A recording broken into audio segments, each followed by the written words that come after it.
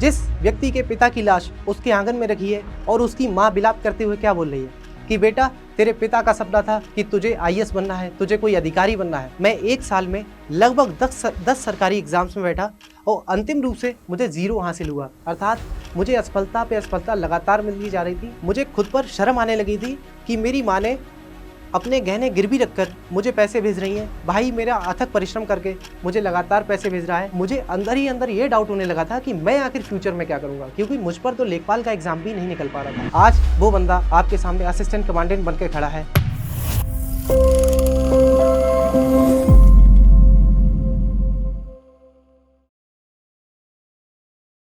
शाम का समय था, मेरे पिताजी गुजर चुके थे। मेरे पास कॉल आती है, मैं दिल्ली में था।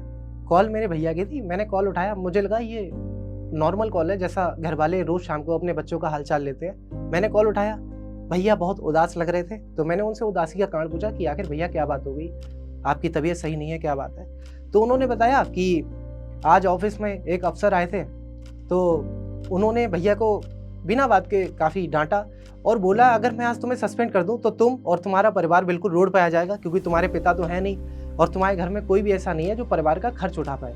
मेरे भैया ये शब्द बोल रहे थे, शायद उनकी आंखों में आंसू भी आ गए थे और उन्होंने बोला कि सिद्धार्थ यार कुछ बनो ताकि घर के परिवार की कुछ पहचान हो पाए, और लोग जो आज हमें ऐसे सुना के जाते हैं अगली बार जब आए तो एक बार देख के सहम जाएं कि ये किसी ऑफिसर का भाई है या किसी ऑफिसर के परिवार से संबंधित है। नमस्ते, मेरा नाम सिद्धार्थ सक्सेना है। मैंने यूपीएससी सीएपीएफ की परीक्षा में ऑल इंडिया रैंक 326 हासिल की है और आज मैं एज असिस्टेंट कमांडेंट जो स्टॉक्स के इस मंच पर खड़ा हूँ। आज मैं आपको ये बताना चाहूँगा कि जिस बंदे ने अपनी माँ को अपने गहने अपनी पढ़ाई के लिए गिरवी रखते देखा हो, जिस बंदे ने अपने भाई को अभाव के त्रस्त में बेइज्जती झेलते हुए देखा हो, जिस इंसान ने स्वास्थ्य के अभाव में अपने पिता को अपनी आंखों के सामने मरते देखा हो, इस तरीके की जो चैलेंजेस इसने फेस किए हैं, आज वो बंदा आपके सामने असिस्टेंट कमांडेंट बनकर खड़ा है। आप सोच सकते हैं, जिस व्यक्ति के पिता की लाश उसके आंगन में रखी है और उसकी माँ बिलाप करते हुए क्या बोल रही है कि बेटा तेरे पिता का सपना था कि तुझे आईएएस बनना है, तुझे कोई अधिकारी बनना है। जिस व्यक्ति का भाई उससे उसके पिता की लाश के सामने बोलता है कि बेटा तुम्हें अपने बाप का सपना जो है वो पूरा करना है, उसके सामने आप समझिए कितना संघर्ष भरा वो डिसीजन रहा होगा या कितनी चैलेंजिंग वो जर्नी रही होगी। हालांकि उस समय मुझे नहीं पता था कि मैं क्या आगे बन ही पाऊंगा, बट भगवान का आशीर्वाद, मेरे घर वालों का आशीर्वाद जो भी रहा, आज मैं सफल खड़ा हूं आपके सामने इस मंच पर। तो इस कहानी में मैं उसी चर्चा को आगे बढ़ाना चाहूंगा। उत्तर प्रदेश के पीलीभीत जिले की एक छोटी सी तहसील से, जिसका नाम है बीसलपुर। मैं बचपन से एक मध्यम वर्गीय परिवार से बिलोंग करता था। मेरे पिताजी सहकारी समिति में एक अकाउंटेंट पोस्ट पर कार्य करते थे। उनका मासिक वेतन 15,000 के आसपास था, जो कि एक बहुत ही नॉर्मल वेतन माना जाता है, और उनको चारों भाई बहनों की पढ़ाई भी कंटिन्यू करनी थी। ऐसे संघर्ष के समय या अभाव के समय उन्होंने डिसीजन लिया कि मैं चाहे कुछ भी हो जाए, अपने बच्चों की पढ़ाई के आगे आन बान कुछ भी नहीं आने दूंगा। तो उन्होंने जैसे तैसे संसाधन मैनेज किए और मुझे पढ़ाया, हमारे चारों भाइयों को पढ़ाया। मैंने अपना 10th और 12th वहीं से पास किया। मैं पढ़ाई में थोड़ा ठीक ठाक था, मैंने डिस्ट्रिक्ट में पोजीशन हासिल की और उसके बाद मैं ग्रेजुएशन करने दिल्ली आ गया। दिल्ली विश्वविद्यालय से मैंने अपना ग्रेजुएशन किया। 2019 में जब मैं ग्रेजुएशन पास हुआ, उस समय तक आंखों के सामने एक सपना था कि मुझे यूपीएससी करना है और मैंने तुरंत ही तैयारी स्टार्ट कर दी, जिसमें मेरे परिवार का, मेरे माता पिता का समर्थन था पूरा।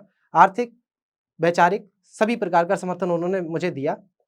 मैंने तैयारी की, तैयारी का शुरुआती फेज काफ़ी अच्छा रहा। मुझे लग रहा था मैं बहुत ही जल्दी कुछ अचीव कर लूँगा। तुरंत ही 2020 में कोविड आया।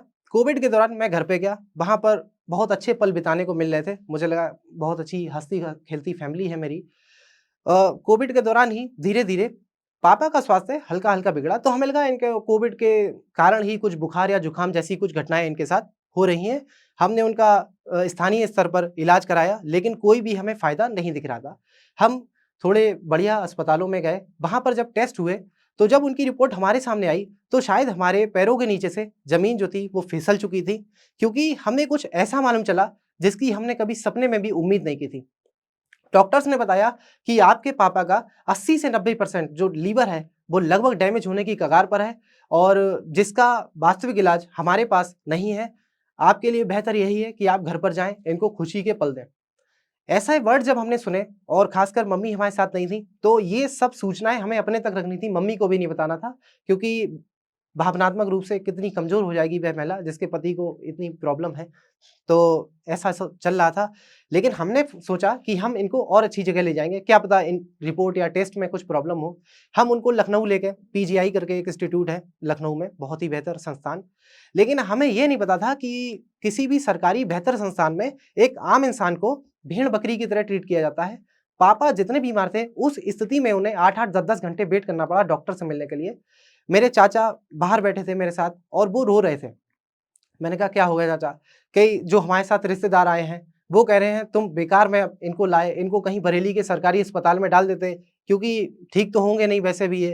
कहीं अगर आज तुम कुछ होते, तो शायद इनको हम बेहतर इलाज दिला पाते। जन्म और मृत्यु तो भगवान के हाथ में है बट कम से कम ये लोग ये बातें ना कह पाते। उस दिन मेरे मन में एक बहुत बड़ी आग लगी। चाचा ने कहा रामू कुछ बनना है। मेरे घर पर लोग मुझे रामू कहते हैं। मैंने कहा हाँ चाचा बनूँगा। जैसे-तैसे पापा वहाँ पर एडमिट हुए।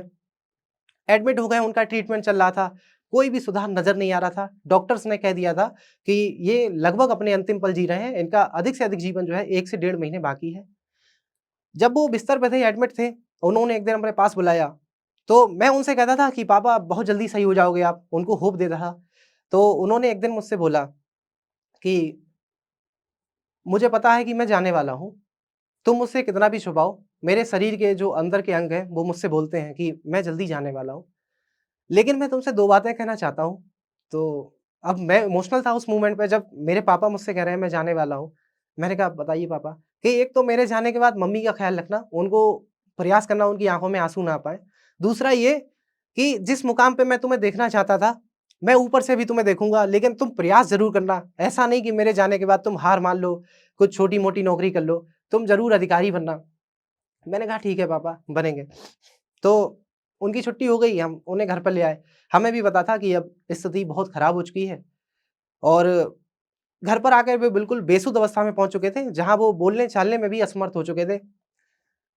जिस दिन उनका निधन हुआ, उससे 1 दिन पहले मैं उनके साथ लेटा था बिस्तर पर और मेरे मन में ये विचार आ रहे थे कि या तो भगवान इनको सही कर दे।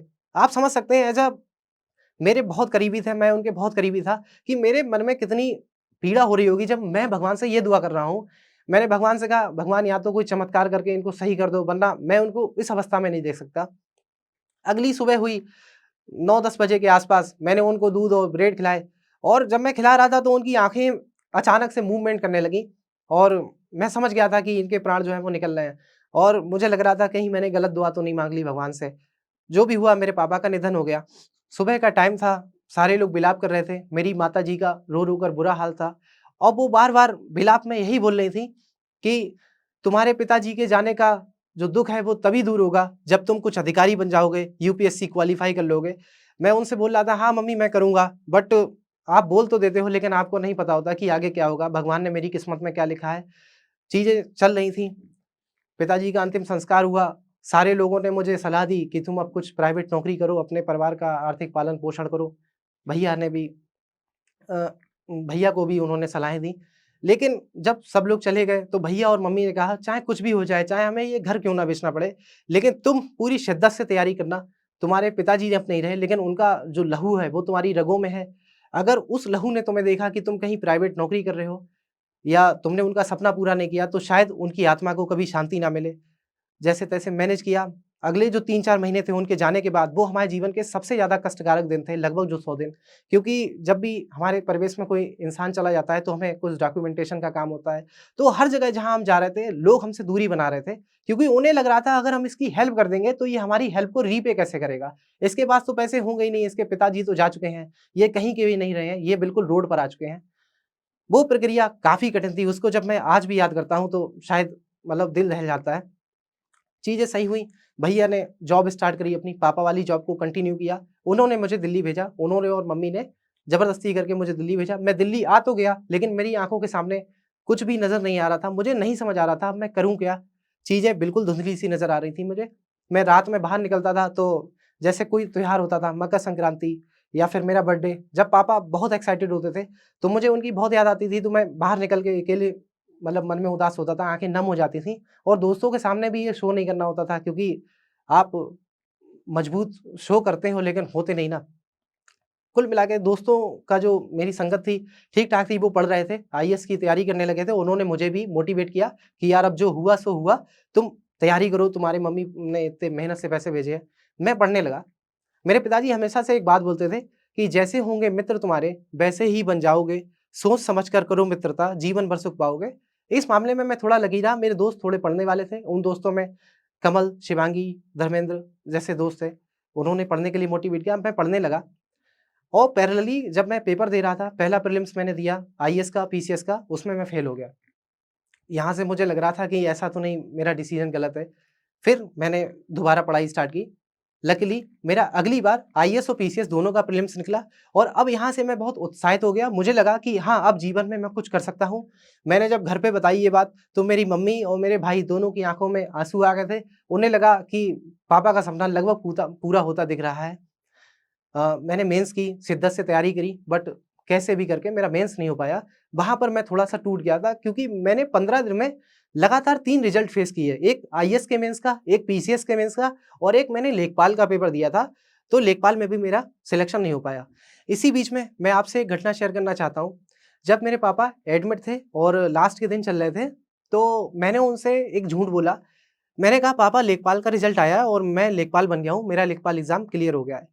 पापा बहुत खुश थे, उन्हें लगा चलो अब मैं सुकून से मर सकूँगा कि एक इस बंदे ने कुछ हासिल कर लिया है। उन्होंने कहा कि मिठाई-विठाई ले आओ, प भगवान को चढ़ाओ। अब लेकिन मन में तो कलक थी यार कि मैं बना तो नहीं हूँ, बट जो भी था वो खुश थे। वही मेरा उद्देश्य था कि इनको खुश रख सकूँ। फिर बाद में जब मैंने लेखपाल का एग्ज़ाम दिया, रिज़ल्ट आया, तो उसमें मैं फ़ेल हो गया था और अब यहाँ से मुझे अपनी क्षमता पे भी डाउट होने लगा कि आईएएस जैसी तैयारी करने वाला बंदा अगर लेखपाल में फ़ेल हो रहा है और लोगों ने भी अब थोड़े-थोड़े बातें करने स्टार्ट कर दी थी कि अरे लेखपाल नहीं बन पा रहे हो तो फिर छोड़ो, आईएएस तो बहुत बड़ी चीज़ है। बट जैसे-तैसे मैंने अपने आप को मैनेज किया। लास्ट के 15 दिनों में मेरे 3 रिज़ल्ट आए थे, दिसंबर का टाइम था। आईएएस का मेंस का, पीसीएस का मेंस का और लेखपाल का। मैं तीनों में बुरी तरीके से फ़ेल हो चुका था। और अब यहाँ से मैंने इस राह पर आ गया था कि मैं सारे एग्ज़ाम देने लगा। मुझे लगा कुछ ना कुछ तो हो जाए जीवन में ताकि मैं अपना कुछ तो बोल पाऊँ लोगों के सामने कि मैं ये बन गया हूँ, वो बन गया हूँ। मैंने इंटेलिजेंस ब्यूरो का फॉर्म भरा, रेलवे का फॉर्म भरा, रेलवे एनटीपीसी का फॉर्म भरा, रेलवे एसआई का फॉर्म भरा। मैं लगातार पेपर देता था। मुख्य चरणों तक पहुँच भी जाता था, लेकिन लास्ट में आकर मेरे हाथ में असफलता ही लगती थी। और यहाँ से अब मुझे लग रहा था कि मेरे परिवार वाले मेरे बारे में क्या सोच रहे होंगे कि इतनी विषम परिस्थितियों में भी मैं इनको पैसा भेज रहा हूँ, लेकिन ये मुझे कुछ प्राप्त करते हुए दिख नहीं रहे। तो दोस्तों, कुल मिलाकर मैं 1 साल में लगभग 10 सरकारी एग्ज़ाम्स में बैठा और अंतिम रूप से मुझे ज़ीरो हासिल हुआ। अर्थात मुझे असफलता पे असफलता लगातार मिलती जा रही थी। अब मुझे वो वर्ड्स याद आ रहे थे जो मेरी मम्मी ने मेरे पापा के सामने बोले थे या मेरे भाई ने बोले थे और मेरे भाई ने जो अपनी बेइज़्ज़ती के बारे में बताया था। मुझे लग रहा था शायद मैं इन किसी की जो उम्मीदें हैं उन पर खरा नहीं उतर पाऊँगा और मुझे अंदर ही अंदर ये डाउट होने लगा था कि मैं आखिर फ्यूचर में क्या करूँगा? क्योंकि मुझ पर तो लेखपाल का एग्ज़ाम भी नहीं निकल पा रहा था। तो फाइनली मुझे खुद पर शर्म आने लगी थी कि मेरी माँ ने अपने गहने गिरवी रखकर मुझे पैसे भेज रही हैं। भाई मेरा अथक परिश्रम करके मुझे लगातार पैसे भेज रहा है, लेकिन मैं उनको फ़ोन करके ये तक नहीं बोल पा रहा था कि भैया आज मैंने ये एग्ज़ाम क्वालीफ़ाई कर लिया। मुझे अंदर-अंदर ये शर्म आ रही थी और मुझे ये भी लग रहा था कि मैं आखिर फ्यूचर में क्या करूँगा? क्योंकि अंततः मेरा फ्यूचर ही था, बट मुझे समझ नहीं आ रहा था। लेकिन मुझे एक बात याद आ रही थी कि मेरे पास तो खोने के लिए अब कुछ बचा ही नहीं था। पैसे चले जाएँगे तो क्या चला जाएगा और लेकिन पाने के लिए पूरी दुनिया थी। यही सोच के साथ मैंने दोबारा यूपीएससी की जो प्रीलिम्स की तैयारी थी वो स्टार्ट की। तो अब इस बार मैंने सबसे पहले अपने अंदर ये झाँका कि आखिर मैं गलती कर कहाँ पे रहा हूँ? क्योंकि चीज़ें मेरे हक में नहीं हो रही इसका मतलब ये तो नहीं है कि किस्मत का ही दोष है। मेरी मेहनत में भी कहीं न कहीं कमी आ रही थी। तो मैंने जब चीज़ों को एनालाइज़ किया तो मैंने ये ध्यान दिया कि यूपीएससी में सबसे ज़्यादा इम्पोर्टेंट कोई चीज़ होती है, तो वो होती है प्रीवियस ईयर क्वेश्चन्स और मैं पीवाईक्यूज़ को बस एक नज़र देखता था, बहुत ज़्यादा डीप में उनका एनालाइज़ नहीं करता था। मेरा ध्यान जो था पढ़ाई के घंटों पर रहता था कि मैं 10 घंटे पढूँ, 11 घंटे पढूँ, लेकिन उन घंटों में मैं कितनी इफ़ेक्टिव चीज़ कर रहा हूँ, वो मैंने कभी भी नहीं सोची थी पहले। इस बार मैंने उन चीज़ों को देखा, मैंने पीवाईक्यूज़ का अच्छे से अध्ययन किया, इस बार बिल्कुल डीप में जाकर अध्ययन किया। सेकंड चीज़ है राइटिंग प्रैक्टिस। पहले मैंने सोचता था कि मैं राइटिंग प्रैक्टिस तो कर ही लूँगा, मेरी राइटिंग अच्छी है और मुझे लिखने का बेहतर तरीका पता है। बट आप कितने भी बेहतर हैं, लेकिन आपके अंदर कमियाँ होती हैं। कमियों का पता मुझे तब चला जब मैंने शर्म, हया सब कुछ छोड़ के अपनी कॉपी दूसरे लोगों को दिखाना स्टार्ट किया। शुरू में जब लोग मेरी बहुत ज़्यादा कमी निकालते थे, तो मुझे ये लगता था ये बंदा मुझसे चिढ़ता है, ये मुझे गलत ही बताएगा। बट चीज़ें धीरे-धीरे जब उनकी बातों पे मैंने गौर किया और जब मैं लिखने लगा, तो मुझे अंदर से लगने लगा कि हाँ, कहीं न कहीं मेरे अंदर सुधार हो रहा है और अब मैं उस क्रिटिसाइज़ को एक सकारात्मक क्रिटिसाइज़ के रूप में लेने लगा और मैंने राइटिंग स्टार्ट की। तो जब मैं पेपर दे रहा था, मेरे पीवाईक्यूज़ का रोल बहुत अधिक उसमें नज़र आया। कम से कम 20 नंबर का एज मुझे पीवाईक्यू से मिला। तैयारी के दौरान यूपीएससी में आपको सबसे अधिक कोई चीज़ अगर सहायता करेगी, तो वो है पीवाईक्यूज़ और आप कितने क्वेश्चन प्रैक्टिस करते हैं। तो क्वेश्चन प्रैक्टिसिंग कम से कम मैंने 10,000 क्वेश्चन की प्रैक्टिस की थी अपनी तैयारी के दौरान। तो जो भी व्यक्ति यूपीएससी की तैयारी करना चाहता है, मैं उससे यही सलाह दूँगा कि आप अधिक से अधिक क्वेश्चन से होकर गुज़रें, ताकि आप उनसे फ़ैमिलियर हो सकें। दूसरा, पीवाईक्यूज़ को आप बिल्कुल डीप में जाके एनालाइज़ करके रट डालिए कि अगर आपको कोई नींद में जगा के भी पूछ ले कि ये पीवाईक्यू कौन से पेज पे लिखा है, तो आपको पता होना चाहिए मिनिमम। दूसरा तीसरी चीज़ ये है कि आपको लिखने की बिल्कुल भी प्रैक्टिस लगातार करनी है और लिखने के प्रति बिल्कुल आलस आपके मन में नहीं होना चाहिए। आपको रोज़ लिखना है, भले ही आप थोड़ा लिखें, क्योंकि ये एग्ज़ाम बेसिकली लिखने का एग्ज़ाम है। क्योंकि आपको कोई डेटा मशीन बना के नहीं भेजना है सरकार को। सरकार को जब भी कोई सिचुएशन आएगी, बाढ़ आएगी, तो उनको डेटा नहीं, उनको सिचुएशन एनालाइज़ करने वाला एक बंदा चाहिए वहाँ पे। या फिर जब भी कोई सुरक्षा आपदा आ रही है, तो आप किस तरीके से चीज़ों को हैंडल करेंगे। आपके हाथ में पूरा जिला होगा, आपके हाथ में पूरी एक बटालियन होगी, आपको उन चीज़ों को फेस करना है। आप तैयारी जब कर रहे हैं, तो आप ये मान के तैयारी करिए कि मैं लोगों को लीड कर रहा हूँ। अगर आप सेल्फ सेंट्रिक होके तैयारी करेंगे, तो थोड़ी-सी दिक्कतें हो सकती हैं मेरी नज़र में। चीज़ें मैंने की और इस बार मैंने यूपीएससी सीएपीएफ का फॉर्म भरा, अच्छे से पढ़ाई की और मैं जब रिटन दे रहा था, तो मुझे लग रहा था शायद ये वाला जो है पेपर मेरा निकल जाएगा, क्योंकि रिटन में मुझे अधिक से अधिक क्वेश्चन पता थे। मैं पेपर दे के आया, घर पर आया, चीज़ें हुईं, 1 महीने बाद लगभग रिज़ल्ट आया, तो पीडीएफ में मेरा नाम था और अब मुझे लग रहा था कि भगवान ने मुझे वो सारी असफलताएँ इसलिए दी थी, ताकि मैं कहीं अच्छी मंज़िल पर पहुँच पाऊँ। अगर मैं उस समय लेखपाल बन गया होता, तो शायद आज मैं यहाँ ना होता। चीज़ें चल रही थी, रिटेन मेरा क्वालीफाई हो चुका था और अब मैंने आगे की तैयारी स्टार्ट कर दी। लेकिन मैं कहीं न कहीं बहुत नर्वस था, मुझे लग रहा था कि मेरा फाइनल नहीं हो पाएगा, कि मेरे रिटेन में नंबर कम हैं, मुझे ऐसा भ्रम था। तो मैंने जब अपना डिटेल्ड एप्लीकेशन फॉर्म भरा, तो उसमें नर्वसनेस में बहुत सी चीज़ें ऐसी लिख दी, जिनसे मेरा कोई बहुत ज़्यादा परिचय नहीं था। जैसे मैंने लिख दिया कि मैं क्रिकेट बहुत बढ़िया खेलता हूँ, लेकिन क्रिकेट में मेरी बहुत ख़ास कोई रुचि नहीं थी। तो मैं जब मेरा इंटरव्यू कॉल आया, तो उस समय मैं बहुत खुश था, क्योंकि किसी भी यूपीएससी एस्पिरेंट के लिए या सिविल सेवक एस्पिरेंट के लिए यूपीएससी की बिल्डिंग के सामने जाकर कोट पहन के जब वो जाता है, तो शायद अपनी पीछे की जर्नी को इस तरीके से देखता है और कहता है कि हाँ, मैंने कुछ किया है, आज मैं यहाँ आया, मैंने अपने जीवन का कुछ अचीवमेंट तो कर लिया है। तो जब मैं वहाँ कोट पहन के खड़ा था, सबसे ज़्यादा याद मुझे मेरे पापा की आ रही थी, क्योंकि मेरे साथ जितने भी बंदे इंटरव्यू देने आए थे, सबके साथ उनके पेरेंट्स थे, उनके पापा-मम्मी के साथ फ़ोटो खिंचा रहे थे। लेकिन मेरे साथ वो क्षण नहीं था, तो मेरी आँखों में थोड़ी नमी थी। मेरे दोस्त हालाँकि थे, तो उन्होंने कहा, "अरे कोई नहीं यार, चीज़ें हैं, उन्हीं का आशीर्वाद है, तुम आज यहाँ तक आए हो।" मैंने मैनेज किया, मैं अंदर गया, बोर्ड था सुमन शर्मा मैम का, वहाँ पर मेरा इंटरव्यू था। उन्होंने चीज़ें पूछी, उन्हें भी परिवार के बारे में पता था, क्योंकि वहाँ पर नाम के आगे लिखा होता है लेट। तो उन्होंने पूछा, "क्या कारण था आपके पिताजी की डेथ हुई?" ये वो, चीज़ें चलती रहीं।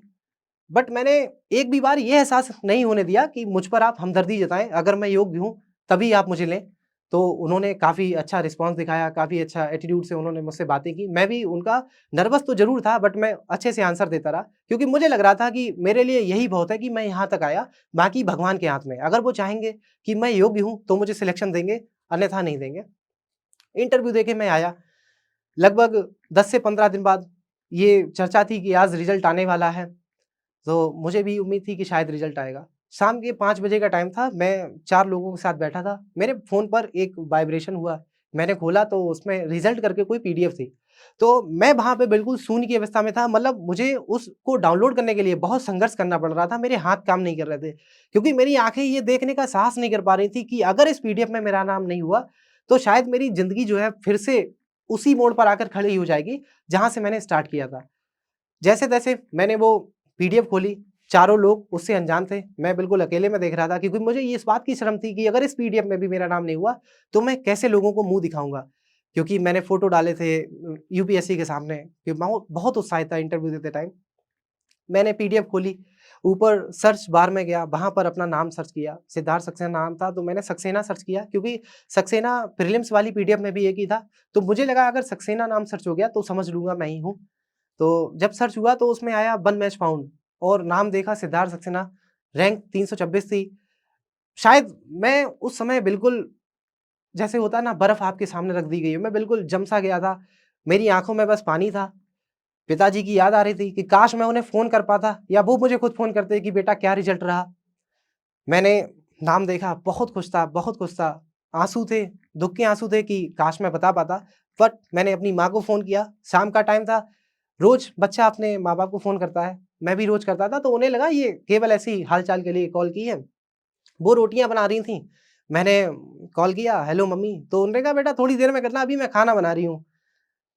तो मैंने मम्मी से कहा, "मम्मी रिज़ल्ट आ गया?" तो उन्होंने कहा, "क्या रहा?" मैंने कहा, "मम्मी सिलेक्शन हो गया।" तो उनके हाथ से रोटी गिरी या चिमटा गिरा, कुछ भी गिरा बट आवाज़ आई, रोने लगीं वो और शायद उन्हें लगा कि मैंने जो बिलाप करते हुए शब्द बोले थे, वो आज सार्थक हो गए हैं कि मैं अधिकारी बन गया था, मैं किसी अधिकारी का भाई बन गया था या मेरे भाई भाई जो थे बहुत खुश थे। उन्होंने कहा, "रामू तुमने माहौल बना दिया यार। कल मैं जाऊँगा जब ड्यूटी ना, तो अब एक नॉर्मल इंसान ड्यूटी नहीं जाएगा, किसी अधिकारी का भाई जाएगा और अगर वो अधिकारी अब मेरे ऑफ़िस में आएँगे तो मुझे कोई गम नहीं होगा। मैं अगर ड्यूटी छोड़ भी दूँगा, अपनी नौकरी छोड़ दूँगा तो मुझे कोई रोष नहीं है। मैं अब बिल्कुल बेइज़्ज़ती सहने वाला नहीं हूँ।" उन्होंने इस प्रकार के वर्ड्स मुझसे कहे। मेरे चाचा बहुत खुश थे क्योंकि पापा के जाने के बाद उन्होंने मेरी ज़िम्मेदारी निभाई। वो मोटरसाइकिल पे थे, मैंने उन्हें इसलिए नहीं बताया कि कहीं ऐसा तो नहीं है गिरगिरा ना जाए क्योंकि वो बहुत उत्साहित थे उस चीज़ के प्रति। मैंने कहा, "चाचा रुक जाओ थोड़ा-सा, पानी-वानी पी लो, एक चीज़ बतानी है।" उन्होंने कहा, "बताओ।" मैंने कहा, "चाचा सिलेक्शन हो गया।" वो वहीं पे जो भी रहा, कुछ लोगों ने सँभाला होगा, चीज़ें बदल गई थी और मैं अब सिद्धार्थ सक्सेना से असिस्टेंट कमांडेंट सिद्धार्थ सक्सेना बन चुका था। लोगों के कॉल्स आना स्टार्ट हो गए थे, जिन लोगों ने मेरे संघर्ष के टाइम में मुझे ये सलाह दी थी कि तुम किसी प्राइवेट कंपनी में जॉब कर लो, 10-12 हज़ार की ट्यूशन्स पढ़ा लो। आज वो ही कह रहे थे कि मुझे तुम पर पहले से ही बहुत नाज़ था, मुझे भरोसा था तुम कुछ ना कुछ बनोगे, तुमने अपने पापा का सपना पूरा किया। बट मैंने उनसे बस आशीर्वाद ही लिया, मुझे कोई वो नहीं था। मैंने सोचा बस भगवान ने इतना सोचा है तो किसी लायक समझा है और मैं बन गया। दोबारा जब घर पे गया तो घर पर पहुँचते ही मालाएँ-वालाएँ पढ़ना स्टार्ट हो गईं और मतलब मेरे ख़ानदान में शायद किसी ने यूपीएससी का नाम नहीं सुना है। मेरे चाचा ने ऐसा बोला और आज तुम वो बन गए हो, तो हमारे जो पूर्वज भी अगर ऊपर से देख रहे होंगे, तो उन्हें संतोष हुआ होगा कि आखिर हमारा अंश आज ऐसे मुकाम पर पहुँच गया है, जहाँ हमने कभी सोचा भी नहीं था। क्योंकि यूपीएससी एक एलीट वर्ग की परीक्षा मानी जाती है आज भी। गाँव में अगर आप कह देंगे कि मैं यूपीएससी की तैयारी करना चाहता हूँ, तो लोग आपको समर्थन देने से ज़्यादा आपकी मज़ाक उड़ाएँगे। तो मैं जब बन गया, मालाएँ-वालाएँ पड़ी, केक-वेक काटे गए, सबने बधाइयाँ दी, मैं बहुत खुश था। आज मम्मी और भैया दोनों सम्मान की नज़र में आ चुके थे, पूरे समाज की और आज भी अब जब लोग उनसे बात करते हैं तो पूरा रवैया चेंज हो गया है। मैं बहुत खुश हूँ। मैं अपने लिए जो व्यक्तिगत अचीवमेंट मेरी हुई वो तो है ही बट उसकी वजह से मेरे परिवार ने काफ़ी कुछ आज पाया है। अंत में मैं इतना ही कहना चाहता हूँ कि अगर आप अपनी जर्नी में पूरी शिद्दत से काम करते हैं, भगवान आपको चैलेंजेस तभी देंगे जब उनको लगता है कि आप उन चैलेंजेस को फेस करने योग्य हैं। भगवान ने मुझे चैलेंज दिए लेकिन उनको सहने की ताकत भी दी और बीच-बीच में मैं हार रहा था बट मैंने हार नहीं मानी, मैं लगातार लगा रहा। तो मुझे अंत में ये चीज़ एहसास हुई कि भगवान ने सभी के जीवन में कुछ ना कुछ अच्छा लिखा है। बस वो अच्छा किस टाइम पर मिलेगा, वो समय निश्चित है। तो अगर आप 24 साल की उम्र में फ़ेल हो रहे हैं तो आपको लग रहा है कि मैं अब आगे कुछ नहीं करूँगा। हो सकता है भगवान ने 25 साल में आपको बहुत बड़ी ऊँचाई लिखी हो आपकी किस्मत में। तो आप कभी भी हार ना मानें क्योंकि जितने भी सफल व्यक्ति हैं देखिए आप भले ही अधिक एज में सफल हुए लेकिन आज वो दुनिया की ऊँचाइयों को छूते हुए नज़र आ रहे हैं। आखिर में मैं दुष्यंत सर की कुछ पंक्तियों से अपनी इस कहानी को विराम देना चाहूँगा। उन्होंने कहा था कि कौन कहता है आसमां में सुराख हो नहीं सकता, एक पत्थर तो तबीयत से उछालो यार।